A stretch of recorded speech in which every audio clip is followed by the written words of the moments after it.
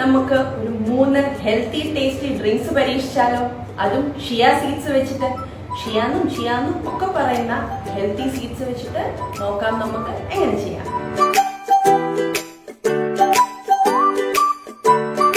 നമ്മുടെ ഷിയ പുഡിങ്ങിന് വേണ്ടിയിട്ട് നമുക്കൊരു 3 ടേബിൾ സ്പൂൺ ഷിയ സീഡ്സ് എടുക്കാം. നമുക്കതിലേക്ക് 1 കപ്പ് തേങ്ങാപ്പാൽ ഒഴിച്ചു കൊടുക്കാം. ഇതൊരു കോക്കനട്ട് ഷിയ പുഡിംഗ് ആണ്.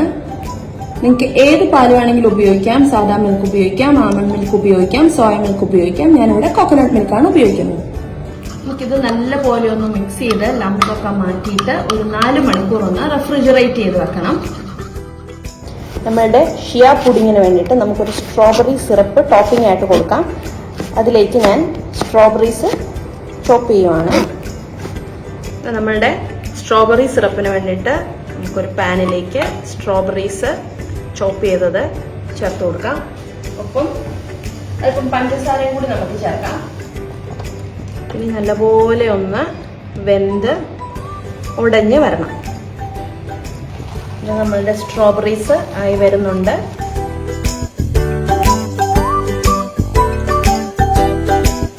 ഇതിലേക്ക് ഞാനൊരു അല്പം കോൺഫ്ലവർ വെള്ളത്തിൽ കലക്കിയത് ചേർത്താണ്. നല്ലപോലെ ഒന്ന് മിക്സ് ചെയ്ത് കൊടുക്കുക. ആ ഒരു സിൽക്കി കൺസിസ്റ്റൻസി വരാൻ വേണ്ടിയിട്ടാണ്. ഇത് ആയിട്ടുണ്ട്. നമുക്ക് സ്റ്റൗ ഓഫ് ചെയ്ത് ഇതൊന്ന് തണുക്കാനായിട്ട് മാറ്റി വെക്കാം. ഇത് നമ്മളുടെ ഷിയ സീഡ്സ് കോക്കനട്ട് മിൽക്കിനകത്ത് നല്ലപോലെ ബ്ലൂം ചെയ്ത് വന്നിട്ടുണ്ട്. കണ്ട ഒരു പുഡിംഗ് കൺസിസ്റ്റൻസിയിലോട്ട് ആയി വന്നിട്ടുണ്ട്. ഇതിനെ നമുക്കൊന്ന് സെറ്റ് ചെയ്യാം. ആദ്യം ഷിയ പുഡിങ്ങിന്റെ ഒരു ലെയർ കൊടുക്കാം.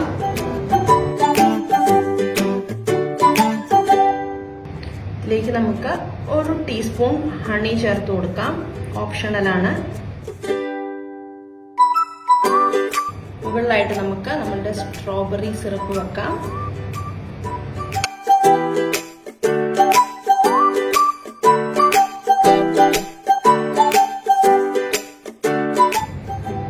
അല്പം റോസ്റ്റഡ് നട്ട്സ് ബ്ലൂബെറീസും കൊണ്ടൊന്ന് ഗാർണിഷ് ചെയ്യാം.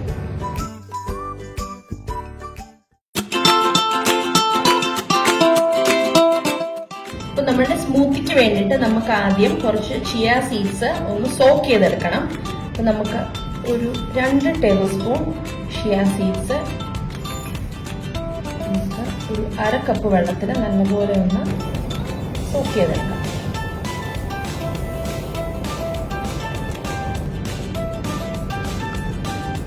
ഇനി നമുക്ക് നല്ലപോലെ ഒന്ന് സ്റ്റിർ ചെയ്ത് കൊടുക്കാം.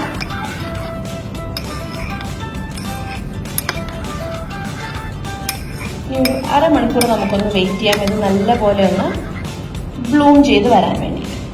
നമ്മളുടെ ചിയ സീഡ്സ് ബ്ലൂം ചെയ്യുന്ന സമയത്തിന് നമുക്ക് ബാക്കി ഇൻഗ്രീഡിയൻസ് ഒന്ന് കട്ട് ചെയ്തെടുക്കാം.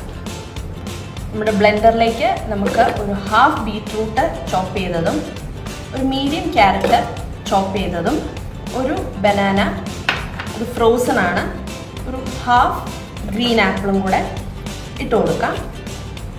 ഇതിലേക്ക് നമുക്കല്പം യോഗട്ട് ചേർക്കാം. ഞാനിവിടെ ഫ്ലേവേർഡ് യോഗട്ടാണ് എടുത്തിരിക്കുന്നത്. നിങ്ങൾക്ക് പ്ലെയിൻ യോഗട്ട് ചേർക്കണമെങ്കിൽ പ്ലെയിൻ യോഗട്ടും ചേർക്കാം. ഇതിലേക്ക് നമുക്കൊരു സ്വല്പം വെള്ളം ചേർക്കാം. വെള്ളമോ പാലോ നിങ്ങൾക്ക് ചേർക്കാം, ഒരു കൺസിസ്റ്റൻസി കറക്റ്റ് ആക്കാൻ വേണ്ടിയിട്ട്. ഇനിയാണ് നമ്മളുടെ സൂപ്പർ ഇൻഗ്രീഡിയൻറ്റ്. ഇതാ നമ്മളുടെ ചിയ സീഡ്സ് എല്ലാം നല്ലപോലെ ബ്ലൂം ചെയ്ത് വന്നിട്ടുണ്ട്. നമുക്കൊരു 3 സ്പൂൺ ചിയ സീഡ്സ് ചേർത്ത് കൊടുക്കാം. ഇതിലേക്ക് ആവശ്യത്തിന് തേൻ കൂടി ചേർക്കാം.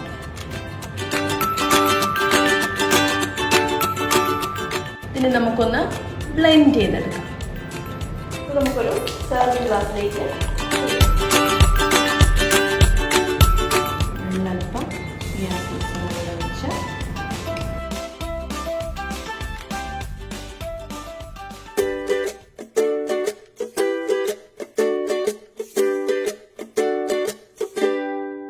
നമ്മളുടെ വെയിറ്റ് ലോസ് റെസിപ്പിക്ക് വേണ്ടിയിട്ട് നമുക്കൊരു നാരങ്ങ വെഡ്ജസ് ആയിട്ട് കട്ട് ചെയ്യാം.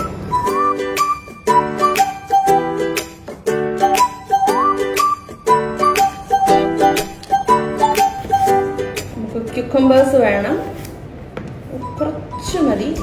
വെഡ്ജസ് ആയിട്ടൊന്ന് കട്ട് ചെയ്തെടുക്കാം. ഗ്ലാസ്സിലേക്ക് നമുക്ക് ലെമൺ വെഡ്ജസ് ഇട്ട് കൊടുക്കാം, ക്യുക്കുംബേഴ്സ് ഇട്ട് കൊടുക്കാം, ഒപ്പം പുതിനയും കൂടെ ഇട്ട് കൊടുക്കാം. ഒരു 3-4 ഇതള് പുതിന. ഇനി നമുക്ക് നല്ലപോലെ ഒന്ന് മാഷ് ചെയ്ത് കൊടുക്കാം. നമ്മൾ ലെമണേഡൊക്കെ പ്രിപ്പയർ ചെയ്യുമ്പം ചെയ്യുന്നത് പോലെ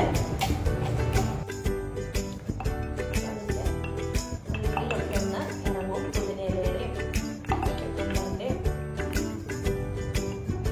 ഇത്തിരി ഹാർഡായിട്ട് പ്രസ് ചെയ്യരുത്, ഗ്ലാസ് പൊട്ടിപ്പോവും. അത് നോക്കിയിട്ട് നൈസിലൊക്കെ പ്രസ് ചെയ്ത് ജ്യൂസ് നല്ലപോലെ ഒന്ന് സ്ക്വീസ് ചെയ്തെടുക്കാം.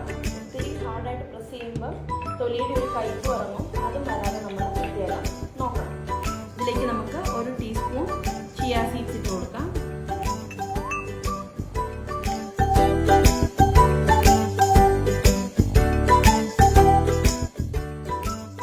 ഇതിലേക്ക് നമുക്ക് ആവശ്യത്തിന് വെള്ളം ചേർത്ത് കൊടുക്കാം.